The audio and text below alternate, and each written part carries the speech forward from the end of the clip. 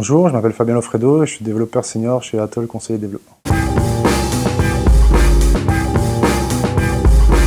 La solution Boxo de Revitacare permet de lutter contre la contrefaçon des produits pharmaceutiques qu'il distribue.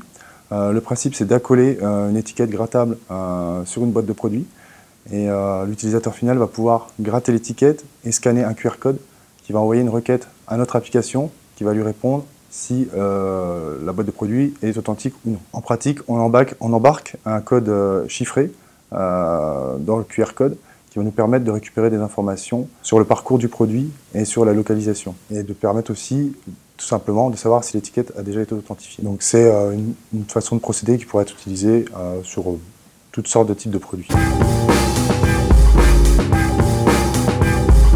Alors, nous avons utilisé le framework Django côté back et le framework Bootstrap côté front.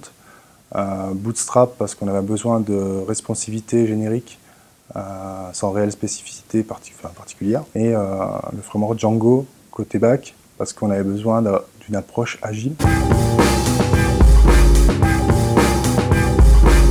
Donc Python est un langage qui a été interprété, orienté objet, un typage dynamique qui va embarquer tous les paradigmes de la programmation orientée objet. Il est très utilisé par les administrateurs système et réseau pour développer des scripts d'automatisation de tâches, par les chercheurs, par les professeurs, de plus en plus dans les formations, par les scientifiques, avec notamment en ce moment beaucoup le machine learning. Et côté web, on trouvera plus du Python dans les grands pôles innovants. Bien que Django évolue très rapidement, un des défauts actuels, c'est l'intégration de JavaScript à Django, qui est très orienté à requête-réponse et un peu ancien.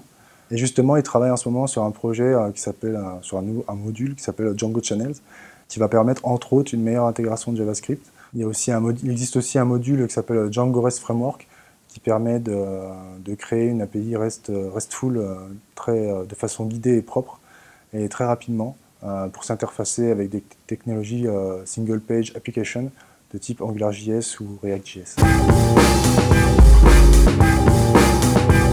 Je conseille à un débutant de continuer dans Django parce qu'il pourra accéder plus facilement à des offres d'emploi et des projets innovants, nouveaux, stimulants, chose qu'avec des langages de programmation plus classiques où ils trouveront plus d'offres d'emploi, mais ils auront plus souvent des applications existantes à maintenir et beaucoup moins stimulantes.